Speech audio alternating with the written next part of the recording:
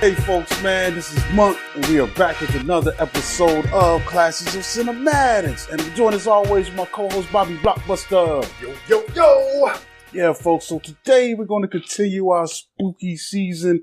Actually, this should be the finale of our spooky season. So today we're going to be talking about Poltergeist from 1982. This film is directed by Tobe Hooper, who also did the Texas Chainsaw Massacre, based on a story by Steven Spielberg. Strange and creepy happenings beset an average California family when ghosts commune with them through the television. Initially friendly and playful, the spirits turn unexpectedly menacing. The family then turns to a parapsychologist and eventually an exorcist for help.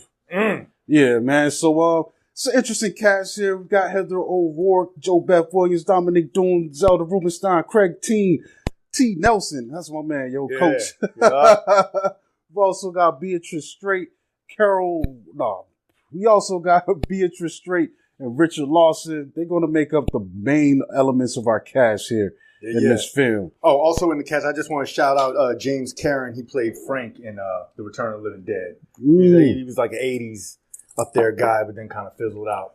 Yeah, so first thing we're going to get into this story. This is kind of a haunted house kind of film, so to speak, but it's got a little twist and other elements going for it. In a sense, yeah, definitely. Like this movie, it stands out in the horror genre, and it's mainly because of the execution and the effectiveness that it has across the board, and most importantly, that is done through the story. The story thrives through this uncomfortable and unsettling atmosphere that they present. You know what I'm saying? And like they set that paranormal tone right off rip. I love how it's like, we get this Wonder Years kind of opening where you see the cul-de-sac, everyone's chilling, riding their bikes, they got the happy music going. And what that does is it gives the impression that sometimes you don't have to look for shit. Sometimes shit just finds you. Because this family, they weren't out there with no Ouija boards. They weren't doing no seances or nothing to kind of bring this paranormal ghost element to them. It just fell in their lap or in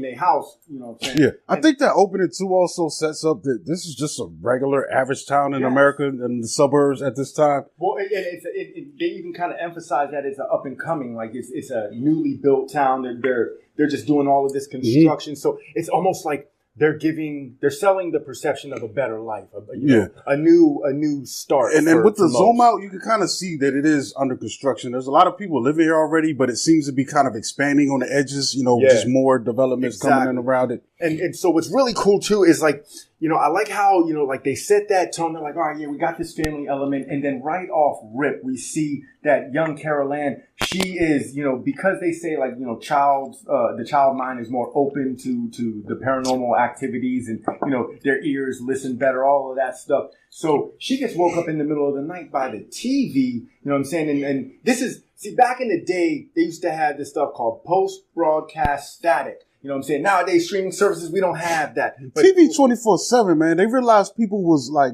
doing drugs and just being up all night. So why not take advantage of this time? Exactly. You know what I'm saying? So sometimes between the hours of 3 and 5, the TV programming would just go off and you get this white static. My told was that song. I don't know the name of that song. Dun, dun, dun, dun. You see the Capitol, the White House, the flag isn't flying. that the anthem? That wasn't the Star Spangled. That wasn't the Star Spangled. It was the national anthem. I think it was something else. It sounded like something. Maybe I'm hearing it wrong. Or depending on your network, maybe they flop between the two. I'm talking about in this movie. I don't know. Yeah, but that's a song that's in this movie that would be on locally here. I remember after midnight, you was asked out if you was trying to watch TV. Yeah, that's true. That's true. Yeah, you know what I'm saying. But so nevertheless, once TV goes off, you know what I'm saying. The paranormal element, they say that they use like electric currents and things to kind of like, to travel through and to kind of like make their presence felt through the living. And so they bring Carol Ann down and she's like full on having a conversation with the TV. And, what we get after that is, that's like when it's more subdued. The next day, they kind of shift gears. They rev it up a little bit. They come all the way out the TV, they're here and everything. And what's cool is from that that evening, then we actually get the full-on paranormal presence. The damn tree comes in, takes the little brother, tries to eat him. Caroline gets sucked into the closet. Now she's on the other side. And what's really cool is this happens in the first 15 minutes. And this could have been a whole movie within it of itself. But then we get another tonal shift where the whole story arc is now based around a haunted house, with the glue binder is the fact that we still have to save Carol Ann because she's out there. Yeah, You know what I mean? Yeah, it's crazy, man. So it becomes that. I think that's the core of this mystery. Where's our daughter? How do we get her back? And it's cool because, you know, I like the very beginning of this, you know, the element, just building up to it, you know, it's almost like Close Encounters when the stuff was going on in the house, things moving around and shifting, and they're actually being playful with the wife. Pulls the husband to the side. Yo, look at this. No, that's wrong. Watch this chair move. Yeah, you don't do that. Watch this chair move. It's sitting there, and the chair pulls her along, and I'm like, yo, this is wild, you know. But then, like you said, that storm happens. I like that shot too, man. When the storm comes in, it's crazy. The way the sky looks, it's wild. It's definitely, you know, with the methods that they had back then, but that joint looks menacing. And I was like, yo, this looks crazy. I was going to say this till we got into the effects, but I'm going to just say it now since you brought it up. That scene, you can tell it's got Spielberg stink all over it, because that reminds me of the same scene that we get in Jurassic Park when the T-Rex is looking at the kids when they're in the the little truck. You know, the tree felt the same way. It's like it's towering over the house, and when it just like reaches in, it's almost got a face and everything. That's really, really cool. And I really love how once they get into the horror element of it, when the ghost presence is going full fledged, that first part where when they first open the door, when the paranormal, the ghost hunters, they come to the house, they're like, all right, you know, who are you going to call? Ghostbusters, right? So they seek out the help of these ghost hunters, and they come in there and they're like, yeah, you know, we've had these encounters before. And the one dude tells this story about how over a 7-hour time span, they watch a micro machine car travel across the distance of a room from wall to wall. And my man Craig T's like, oh, how long that takes? 7 hours? Here, let me show you some shit. They open up the door and the bed's twisting around, shit's flying around. The room looked like the intro song for Steven Spielberg's Amazing Stories, the TV show from the 80s. You know what I'm saying? It's the same exact thing. Dude, a light comes up in front of their face and screws itself in, turns itself on. You know, and this is serious, bro. Yeah, and he's looking. He's like, see. That shit you talking about, that's preschool shit. We graduated from that. We got some real deal ghosts going on in here. You know what I'm saying? Yeah. So I really like how they just they ease us into the presence being there, and then it's like they pull the rug and they're like, you know what? They here and their presence gonna be all the way felt. Yeah, we got some interesting characters in this. Craig T. Nelson plays the father of this family. I always loved him and stuff, man. You might remember him from Coach. He's also one of my favorite bad guys, Delaplane from Action Jackson. Yes, I was about to say, didn't he know karate in Action Jackson? Throwing roundhouses at Carl Weathers, in a cardigan, right? Karate in a cardigan. It don't get no better. Yeah, but he's our dad. He's working hard, man. You know, he's the main person that takes care of his family. So he's kind of a little bit more removed from this compared to the other family members until stuff starts happening and he starts seeing it. He starts seeing stuff later. It's actually getting started going through the wife and stuff like that. But I like the fact that Steve is out here doing stuff in life. And it's kind of giving us backstory to why this phenomenon might be happening, especially the dealings he's got with the real estate agent. So I think that's cool dynamic, you know, leading into that. But he's a cool character. Like you say, he's the dad. He's the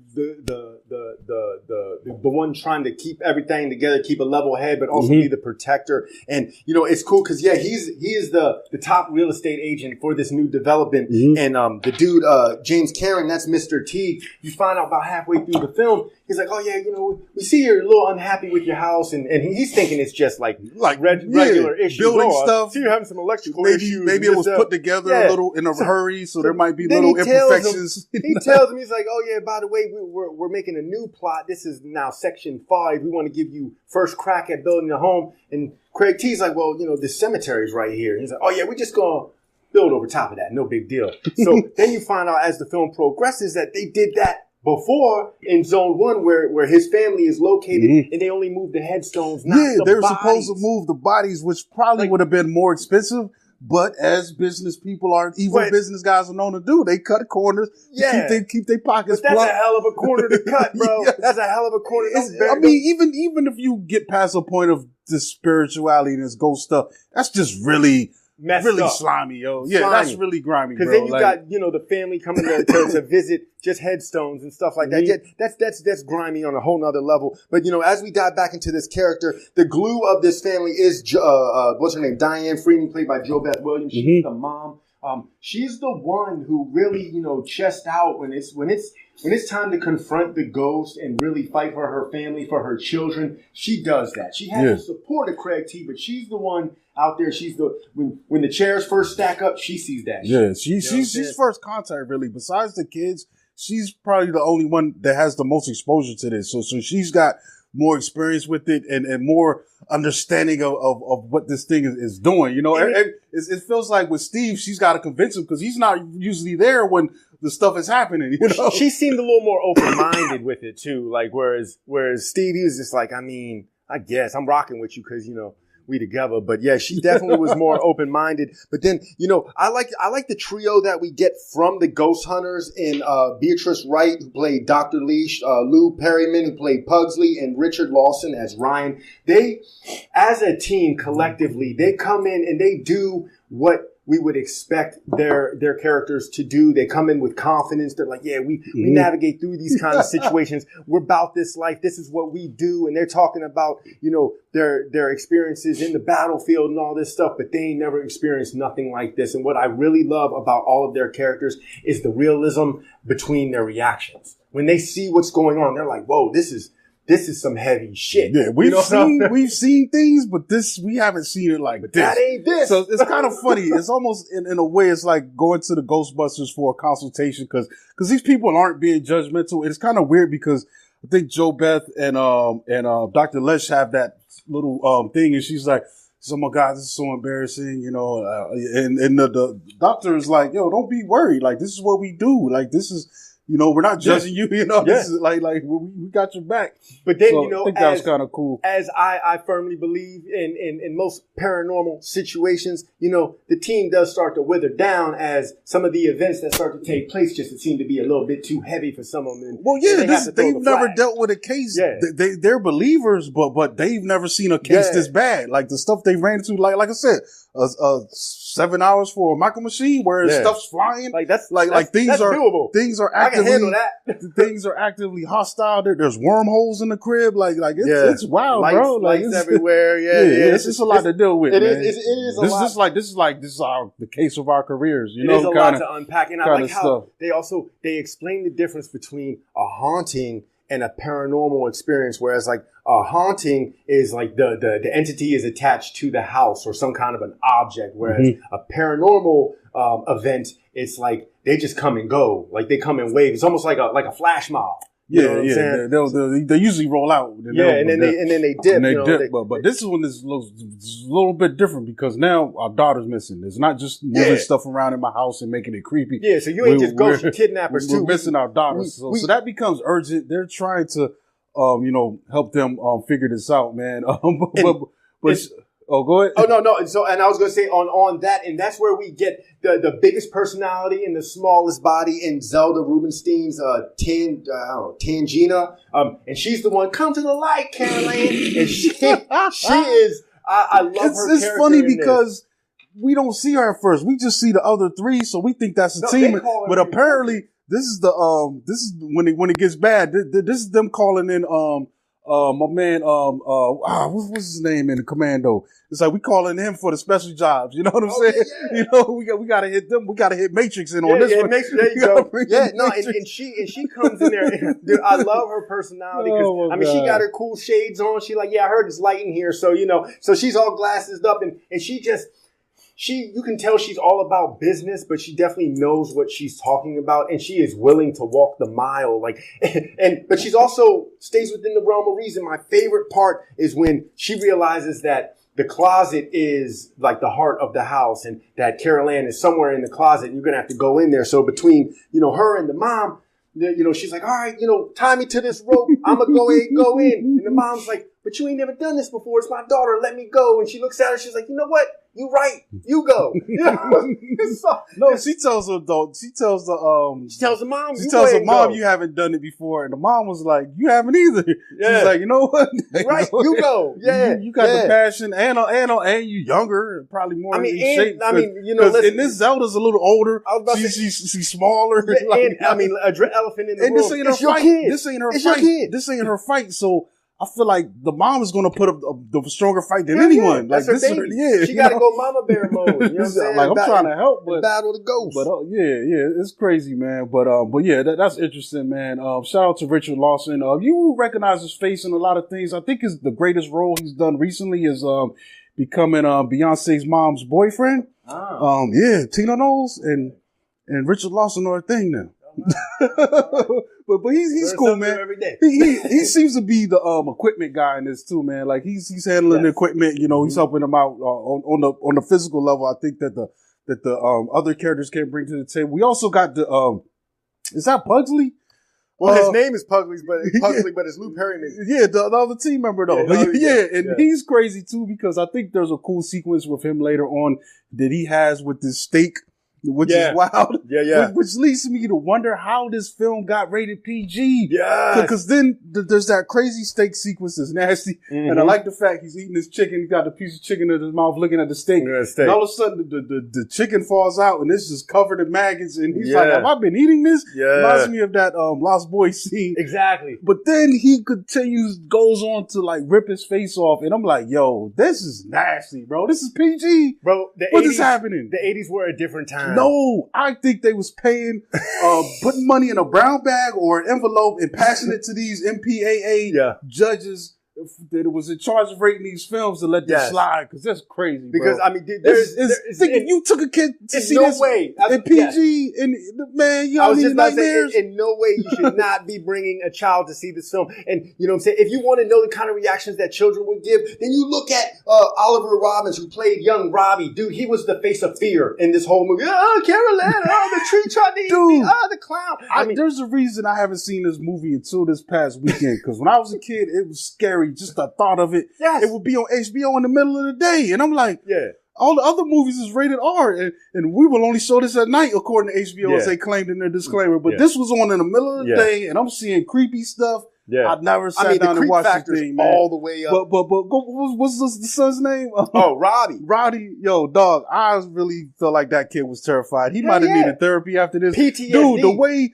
it was such a realistic reaction when the sister first goes into the TV and he's trying to talk, but he can't get the words out. I was like, bro, that's like the dreams I be having when I be trying to scream. And I can't. And it's like, it don't come out. It take you a couple tries, and by then you wake up. And then, then he transitioned just into hysteria. He's like, oh, Caroline. I mean, that little dude was acting, bro. They got he had big the funny little buck tooth going on too, so it looked just extra. I know, you got the profile. The silhouette. There was a lot going on, bro. He nailed that, bro. Yes, that little dude killed that. Of course, the face of the franchise, you got young Heather O'Rourke who played Carol-Ann. She didn't really do much except nothing. She wasn't in the crib. She and it's wild because like she is the one, she's like the face of innocence, the young child that gets taken. She has the they're back or they're here or whatever, So and they did good with that with casting her because from what I understand, initially they wanted to cast Drew Barrymore. But Steve. Oh, hold up! You're talking about Carol-Ann. I'm thinking about the older daughter. The one that. Carol-Ann, the TV girl. Yeah, they're coming. They're here. Yeah. Yep. So they initially they wanted to cast Drew Barrymore and Steven Spielberg. And he already was casting her in E.T. Mm-hmm. So they ended up going with her. They said she had a little bit more of an innocent look and stuff. So she was serviceable. She did do exactly what needed to be done for the effectiveness for a young child, innocent, being taken by some paranormal situations. You know what I'm saying? Mm-hmm. But, on that note, we can transition into the setting. And I think that, what they did with the setting is really cool because they brought this house to life all the way around across the board. And I love the way that they use household appliances and things that we see around to really enhance and elevate the fear factor. Like the one of the scariest scenes to me was that scene where, you know, the mom, she goes into the kitchen, she's talking to Carol Ann, then she turns around and all the chairs are pulled out. She's like, you do that? Carol Ann's like, nah. Then she goes, puts them back, talks some more stuff, comes back, and the chairs are stacked up on the table. So, like,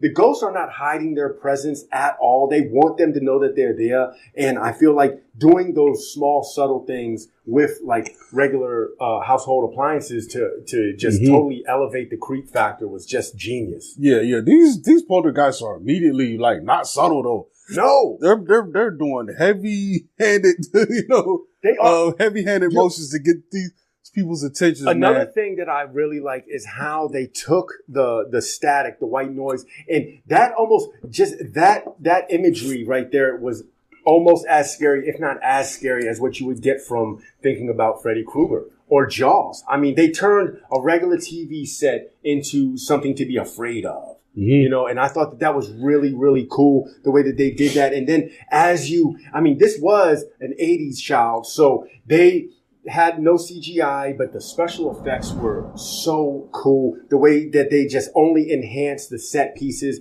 and just make everything feel like it's really happening with the way they use the camera angles and the lights. Like you said, when you talked about the steak crawling across the countertop and like stuff coming out of it, his face melting off.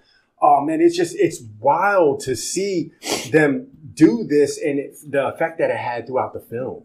Yeah, it's pretty good, man. Like, I like especially the scenes where the entity or whatever is sucking things into the closet and everything's being pulled in. And it's funny because the little girl's hanging onto the bed rail and it breaks off and you see like a little doll version of her floating into the closet. Yeah. I was like, it looks kind of cheesy, but it's cool, man. It almost reminds me of how Chucky moves around, you know what I'm saying, in those films. But it's cool. And then also, another effect I like, there's a part where they're actually communicating with the spirits and they actually see one of them. And I'm wondering how they filmed this. It almost looks like that entity was underwater. And when they filmed it, they filmed it in some kind of like underwater tank because the way the hair is moving, I was like, yo, you can only get that if that was underwater, bro. So I'm wondering, maybe in some kind of making of supplements I can find it'll explain it. Like I like how they you know, like most of the time we are raised to think, or people think that, you know, the light is supposed to be a good thing, but the way that they just kind of well, the light is checking out. It is a good thing, but it's also checking out. But there are bad things coming out of the light. But also I feel like what it meant, if their daughter would have went to the light, she'd be dead, you know, and normal, and it would have probably been calming all the good things that come with that. But the only problem was it really wasn't her time. It was these poltergeists forcing that on her instead of it being a natural occurrence, like an accident or illness. But you know, even like they like enhance it when that it's like, don't go to the light, big bro. Creature thing comes out. It looks like a big like white horse-looking thing, kind of like the librarian from Ghostbusters when she transformed. Yeah, that's what it reminded me of. That was just really cool. Yeah. The creepiest clown doll ever in life, okay? Like, just hearing the jingles, and when he tries to attack Robbie, like, I saw this when I was at an age where, you know, after seeing that scene, made me think twice before looking under the bed. It reinstilled a fear that I don't That's why I ain't watched this, bro. You know what I'm saying? I mean, and then, like, you know, even with all that, then you get the scene at the end in the pool where the mom's like in that the half dugout pool, and all of the skeletons start coming out of the water. You know, they use real skeletons. That's crazy. Real skeletons. That's and they said that Toby Hooper, real cadavers, bro. Yeah, Toby Hooper, he suggested that because he did the same thing in Texas Chainsaw Massacre. And didn't it's more cost effective, apparently. It didn't let the actress know, apparently, too, that those were live cadavers. Like, I guess when she found out, there was a little bit of like, hey, that's kind of messed up. But yeah, that's a wild scene because honestly, this film ends, they find a daughter and it seemed like it's over.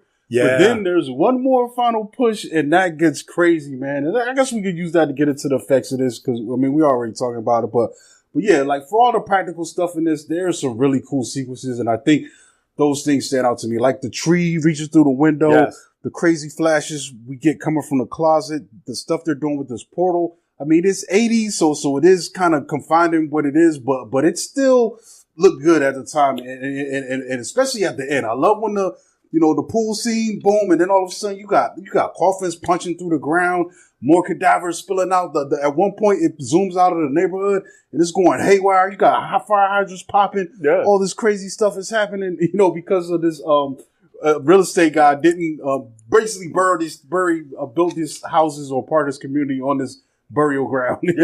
I mean, it's cool stuff they pull out with. I'm with you 100%. Outside of everything we already said about the effects, to me personally, they still hold up. You know what I'm saying? They look good for what they are like currently right now, and while still paying homage and respect to the fact that they were created almost 40 years ago. Yeah. So. I mean, it's just like I said. It's more than that. 22. 42. 42, 44. Yeah, something like that. We get old, bro. Yeah. We got to start doing more current movies. Yeah, right. I feel you. but another thing that really stands out to me about this movie is the score, and that was done by Jerry Goldsmith, and his score, it gives the movie a heartbeat in the best way. Like, the way that it does add intensity to the intense moments and the scare element is there. But I really like how it can seamlessly transition from subtle to scary. Like, you get those like upbeat kind of songs where it's like, oh yeah, they doing some family vibe, chilling stuff. And then it's like, oh, wait a minute. There's damn corpses coming out the water. You know what I'm saying? So like the way that he just kind of just easily just moves us through this movie and never misses a beat. Literally, it's so cool. I think that this is one of those ones where, the score is just as good, if not better than the movie that's presented on screen because of the way it kind of creates its own element within it of itself. Yeah, there's some memorable stuff in this, man. Well, I guess, man, overall, bro, like this thing, man, I understand why it has the claim that it has. Like I said, this is a first time watch for me now. And I'm kind of, messed up in a way because I've seen so many movies now since then. But I see, for me, this probably sits in the middle of the pack, man. But I definitely recognize why it is and gets the acclaim that it is and what it brought to the game, especially in films like this. There's films to this day that are still trying to copy this formula and outdo it. And they're failing miserably. I just saw one. A Good Boy that is definitely, still borrowing a lot from this film, but it doesn't nail the narrative in the way that this one does. You know what I'm saying? And I think that's a downfall. But this definitely has left its stamp in the filmmaking, world. Absolutely. I mean, my personal opinion, this is the benchmark when it comes to paranormal films. Like you said, this is the blueprint that all films that have came out in this kind of bracket have tried to emulate in some kind of a way. And that's because this one, it leads with the insinuation. It gives us the insinuation and then it gives us the imagery, and both of them leave a lasting impression. That's what we want, when we watch a movie like this. I mean, because this is one of those ones where, it's kind of like potato when you go down the paranormal movie list. You know what I'm saying? They all kind of rub elbows and they all feel kind of similar. But at this time, when this one came out, it was able to take what Amityville Horror did and kind of raise the bar. I feel like. I also wonder, too, how this film would have came out if Spielberg directed it or if Anne wrote it or if Tobe Hooper wrote it and directed, because I feel like we're dealing now with a mashup of both of their styles, because like you could definitely see Spielberg's blueprint all over the family talking and those dynamics, but then Tobe Hooper, when the horror elements come into play, you definitely see his side. So it's kind of a mashup of both of these guys' techniques and styles. I think that's really cool. I'm glad you brought that up too, because I was about to forget this. But from what I read, they said that Steven Spielberg, this was his story, this was his creation. He was in line to direct it, but due to contract differences, like he could not contractually direct this film because he was already directing E.T., which also came out in '82. Yeah, so then he reached out to Hooper. So I'm gonna reach out to my guy who's hot right now. He kind of brought him in. Because Massacre, I don't know what year that was, Texas Chainsaw. That was 79. Oh, okay. So yeah, he was bubbling then. So yeah, let me give my friend throw him a bone. And that's what was happening too with this era though, especially the 80s. Like a lot of these guys knew each other. Spielberg, Scorsese, Ford Coppola, my man, Star Wars guy, George Lucas, and they were all throwing around ideas and getting each other work, in a way. So that's kind of cool for him to look out for Tobe Hooper and throw him this bone. But they did say that he did have heavy influence on the set, and he kind of gets a unproclaimed like co-creditor or co-director credit because his influence behind the scenes was heavy. You know what I'm saying? Like he had his, he's a producer too. So he like, had his vision, and they weren't going to stray away from that. So and pretty much everything. And he had the big bag to pay off the MPAA to get this PG rating exactly for this horror film. Nightmare fuel for 7-year-olds. I think that's it, folks, man. We're going to be back with another episode. Make sure you watch Poltergeist, again. And, man, hope it's been a fun Halloween season. And we're going to be back again next year with the same, run, same kind of programming. Well, maybe, I don't know. We might get busy for Christmas, man. I don't know. I don't know if we're going to be running the same way, but there's a lot of Christmas movies out there that we could recommend to the people. But outside of that, make sure you subscribe to the channel, turn on notifications, tell your friends about us. Hype up the videos, man. If you got the mobile app, you can see that little hype feature. Hype us up, when you see this, so we get more eyes on us. And you can catch me at Monkey Blood on Twitter and Instagram. Follow the show at Classes of Cinematics on Instagram. And we're also on TikTok. Just search Classes of Cinematics. And we're always going to be right here. Always.